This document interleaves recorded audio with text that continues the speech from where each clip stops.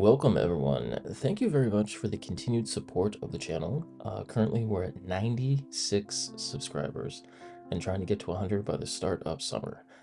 If you haven't already, please hit that like button and subscribe. You will not be disappointed. Plus, it helps my channel and YouTube's algorithm by pushing it to those who might have an interest in musical theater.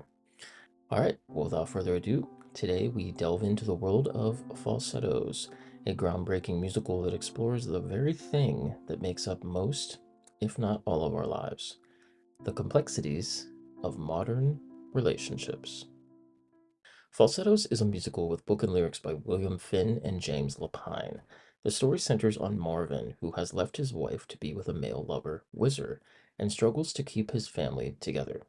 Now, much of the first act explores the impact his relationship with Whizzer has had on his family, while the second act explores family dynamics that evolve as he and his ex-wife plan his son's bar mitzvah, which is complicated as Whizzer comes down with an early case of AIDS. Now, central to the musical are the themes of Jewish identity, gender roles, and gay life in the late 70s and early 80s. The musical consists of 1981's March of the Falsettos and 1990's Falsettoland, the last two installments in a trio of one-act musicals that premiered off-Broadway, with the first titled In Trousers. In Trousers centered on the character Marvin questioning his sexuality.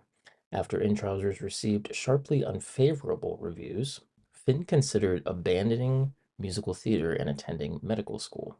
He felt that if the critic for the Times at the time had been more responsible, it would have been a considerable debut.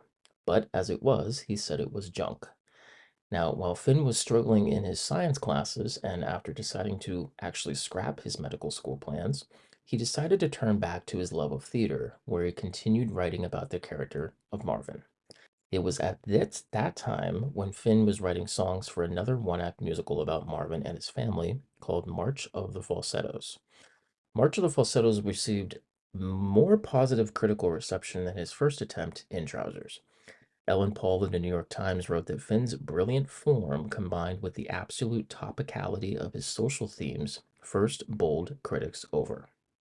Almost a decade after March of the Falsettos, in the wake of the 80s AIDS pandemic, Finn followed with Falsettoland. The critical piece of Finn's journey with his character Marvin concluded with one-act pieces about Marvin and his circle, beginning with In Trousers and ending with March of the Falsettos. Falsettoland would go on to not only win the 1991 Lucille Lortel Award for Outstanding Musical, but also the 1991 Drama Desk Award for Outstanding Lyrics, thanks to James Lapine for his outstanding contribution to the piece. After Falsettoland, Finn and Lapine decided to collaborate once again, this time combining March of the Falsettos and Falsettoland to form a full-length show titled simply Falsettos, slightly altering them to form a more unified, more thematically consistent musical. In writing both acts of Falsettos, Finn prioritized making the audience laugh, believing that provoking laughter is more challenging than garnering tears. Now, fun fact number one, according to Stephen Bogardus, who played Wizard in the original cast of both shows as well as Falsettos, Lapine came up with the idea to incorporate racquetball scenes into Falsettoland, and he and his racquetball partner Bogardus added racquetball terminology into the dialogue. And fun fact number two, the Haftorah read by Jason at his bar mitzvah was originally the same one read at Finn's own bar mitzvah, but he got bored in the middle of writing it and added words that he enjoyed musically but are grammatically incorrect in Hebrew. It wasn't until April 1992 when Falsettos would open on Broadway at the John Golden Theater, running for 487 performances and starring actor, singer, director, and composer Michael Rupert, Tony nominee Stephen Bogardus, Tony nominated musical theater actress Barbara Walsh, Tony nominated actor for his performance in the 2023 musical Harmony, Mr. Chip Zien, and three-time Tony nominee Carolee Carmello. The musical had a budget of $957,000, a low budget by Broadway standards at the time. Producers Barry and Fran Weisler tried various marketing strategies to promote the musical, hoping to create an easily identifiable logo inspired by the minimalist design of cats. The Weislers used the work of artist Keith Haring, in which two adults and a child held up a bright red heart. Now, although audiences were enthusiastic at previews, the producers worried that the marketing strategy would not draw a large audience. And Barry Weitzler explained that since Keith died of AIDS, many people felt that the drawing was meant to attract a gay audience.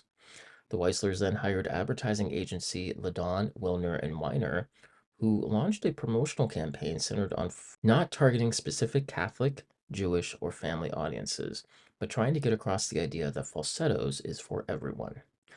The advertisers invited the newly crowned Miss America, who had recently launched an Atlantic City based AIDS awareness campaign, to attend the show and be photographed. In the months following the new ad campaign, the producers began to earn back their initial investment, allowing them to actually profit from the show.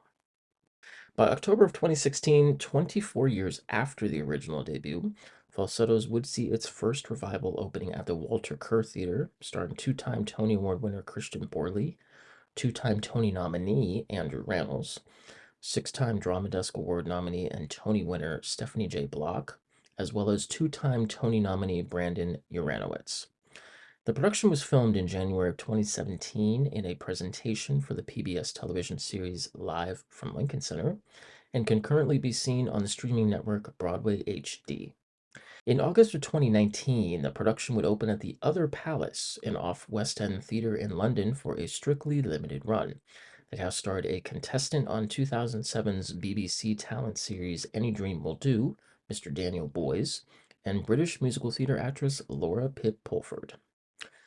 Gang, Falsettos is more than just a story about a complicated family. It's a celebration of love in all its messy, beautiful forms. It reminds us that acceptance, compassion, and the power of connection can overcome even the most difficult challenges. Even in the face of loss and uncertainty, there's always a melody of hope waiting to be sung. Until next time, remember, even the most discordant notes can come together to create a beautiful symphony of both love and acceptance.